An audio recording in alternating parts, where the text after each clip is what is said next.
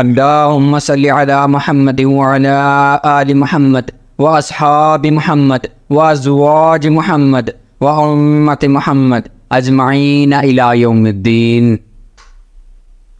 آج نماز کی اہمیت اور نماز کو باجماعت ادا کرنے کی اہمیت کے اوپر ہم گفتگو کریں گے۔ اللہ تعالیٰ سے دعا ہے کہ اللہ تعالیٰ حق اور سچ بولنے کی توفیق عطا فرمائے۔ تو نماز پڑھنے کا جب کہہ دیا جائے نا عام سادہ لوگوں کو، جیسے ہم بھی ہوا کرتے تھے، تو جناب جی چہرہ ایسے ہو جاتا ہے کہ جیسے اس نے گالی دے دی ہے، اور ٹھیک ہے پڑھ لیں گے، اور تم اپنے اعمال کی فکر کرو نا، اور یار تمہیں پتہ تو ہے بچے سنبھالنے ہوتے ہیں، ہماری فیملی ہے، ہمارے سرکل ہے، ہم نے انسانیت سنبھالی ہوئی ہے جی، انسانیت سنبھالی ہوئی ہے، اور حقوق اللہ کو بھولے ہوئے ہیں۔ حقوق العباد اور حقوق اللہ، یہ دونوں، ان کے بغیر آخرت کا بالکل سوچنا چھوڑ دیں۔ آپ فیصلہ کر لیں، دنیا میں اگر دونوں میں سے ایک میں بھی کوتاہی ہو رہی ہے نا، آخرت بہت زیادہ دردناک ہے۔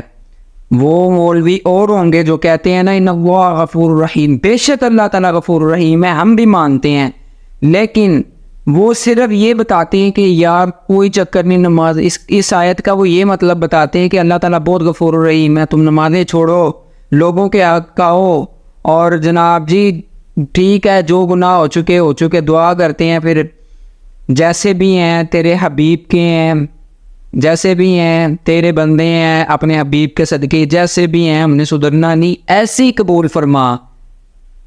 اور وہ نماز چھوڑتے ہو جس کے بارے میں رسول اللہ صلی اللہ علیہ وآلہ وسلم نے ارشاد فرمایا، صحیح مسلم کی انٹرنیشنل نمبرنگ کے مطابق اٹھا کے آپ کتاب دیکھ لیں، 246 نمبر حدیث ہے، ان بین الرجل و بین الشرک والکفر ترک الصلاۃ۔ حضور پاک صلی اللہ علیہ وآلہ وسلم نے اس حدیث کے اندر فرمایا ہے کہ بندے کے شرک، کفر اور مسلمان ہونے کے درمیان جو فرق کرتی ہے وہ چیز نماز ہے، نماز کا ترک کر دینا ہے۔ یعنی کہ آپ وہ نماز چھوڑ رہے ہو جس کے بارے میں حضور پاک صلی اللہ علیہ وآلہ وسلم نے کہہ دیا کہ جو نماز چھوڑتا ہے وہ کافر ہے، اس نے کفر کیا، اس نے شرک کیا۔ اور صحابہ کے دور کے اندر تو میں کہتا ہوں کہ جس شخص نے، اب جس کے کان سن رہے ہو حی علی الصلاۃ، اللہ تعالیٰ پکار رہا ہو آؤ نماز پڑھنے، آؤ جھکو میرے آگے۔ ابلیس نے ایک مرتبہ انکار کیا تھا، آپ ابلیس سے بھی بڑھ کے ابلیس بن جاتے ہیں جو نماز نہیں نہ پڑھتے۔ میں بھی نہیں پڑھتا تھا، یقین کریں کہ ساری زندگی گمراہی میں گزر گئی، اور انشاءاللہ اگر آپ نماز پڑھنا شروع کر دینا، پاک صاف رہا کریں گے، بیماریوں سے نجات مل جائے گی، بے حیائی سے نجات مل جائے گی۔ اور قرآن فرماتا ہے ان الصلاۃ تنہی عن الفحشاء والمنکر، کہ بے شک نماز بے حیائی اور برے کاموں سے روکتی ہے۔ اللہ تعالیٰ نے بیشتر دفعہ قرآن پاک میں ذکر فرمایا ہے نماز کا، تم کیا سوچ کے چھوڑتے ہو نماز؟ معافی مل جائے گی۔ اگر معافی ملنی ہوتی تو ہمارے پیارے آقا علیہ الصلوۃ والسلام، جن کی زبان میٹھی تھی اور اخلاق ان کا ایسا کہ میں کہتا ہوں کہ پوچھو ہی نانا، کہ مٹھاس ہی مٹھاس تھی ان کے لہجے میں، ان کے اخلاق میں، ان کی سب سے بڑی جیت ہی اخلاق تھی۔ انہوں نے بھی نہیں یہ بتایا جناب جی نمازیں چھوڑ دو معافی مل جائے گی۔ اللہ کا پیغام انہوں نے ہم تک پہنچایا ہے کہ نماز کا ترک کر دینا شرک ہے، کفر ہے۔ اور دوسرا ٹاپک، نماز کا باجماعت ادا کرنا۔ اب نماز باجماعت ادا کرنے کا جو کانسیپٹ ہے ہم میں سے کئی لوگوں نے چھوڑا ہوا ہے، خاص کر سوسائٹیز کے اندر۔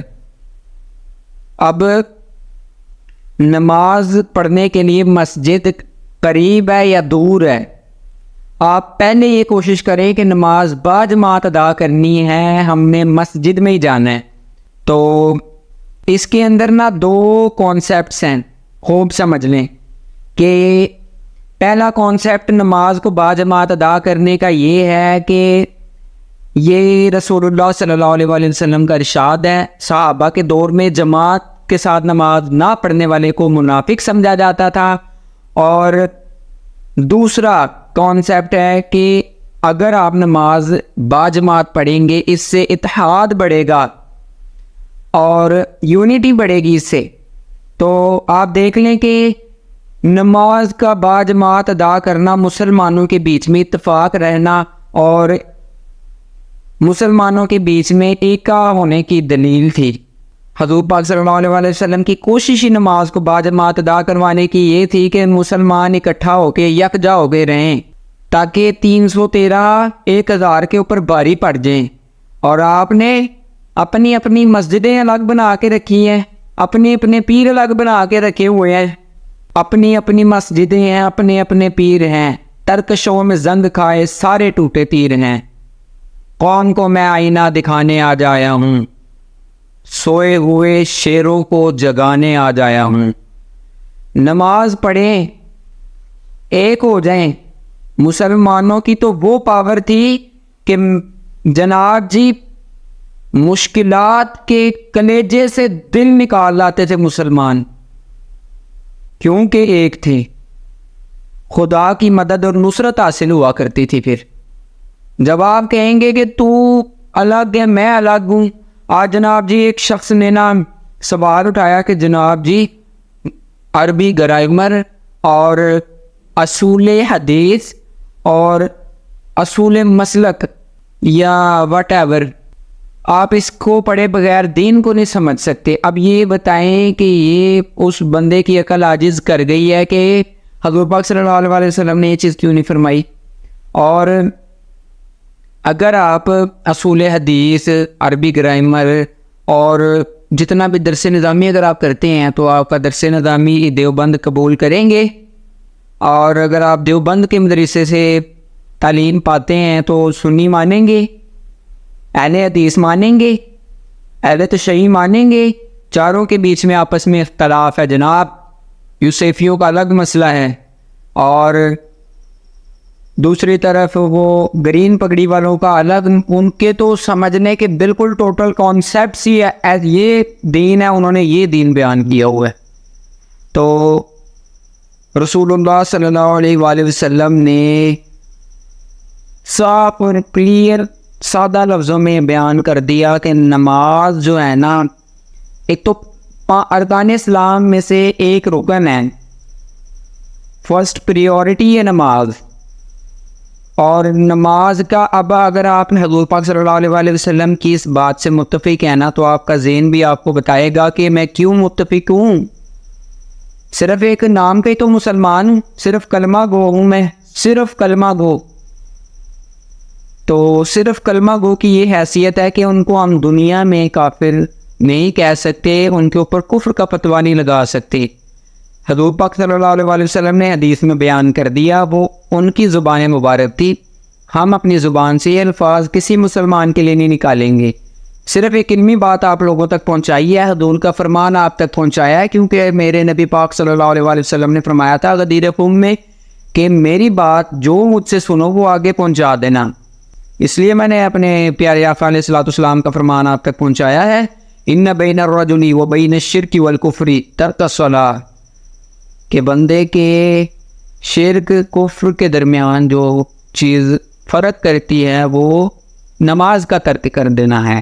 اور آپ ایسے ترک کرتے ہیں جیسے مسئلہ ہی کوئی نہیں، ٹھیک ہے جی بڑھاپے میں دیکھی جائے گی، ٹھیک ہے آخرت میں دیکھی جائے گی، ہماری تو دل کی نماز ہے، ہمارے تو بچے 100 مسئلے مسائل ہیں زندگی کے اندر، ان کو مینیج کرنا ہے۔ حضور پاک صلی اللہ علیہ وآلہ وسلم کی کتنی بیویاں تھیں؟ حضور پاک صلی اللہ علیہ وآلہ وسلم نے دین کی کتنی خدمت کی؟ حضور پاک صلی اللہ علیہ وآلہ وسلم نے تجارت کی؟ حضور پاک صلی اللہ علیہ وآلہ وسلم نے اپنی زندگی کے اندر جتنی مشکلات جھیلی ہیں ان کے بھی اوپر پتھر برسائے گئے، ان کے پاؤں زخمی کر دیے گئے، خون بہتا تھا ان کے پاؤں میں، کوئی بہانہ نہیں کیا جی جناب جی ہلکا سا خون کا قطرہ لگ گیا ہے نماز نہیں ہوگی۔ کچھ بھی نہیں کیا، نماز پڑھی، رب کے آگے جھکے، آپ کو بھی رب کے آگے جھکنے کا فن سمجھا کر گئے اور رب کے آگے جھکنے کا حکم دے کے گئے، آپ نے اس حکم کو چھوڑ دیا اور آپ نے اس حکم کو ایسے ترک کیا۔ اللہ تعالی ہم سب کو ہدایت نصیب فرمائے۔ وما علینا الا البلاغ المبین۔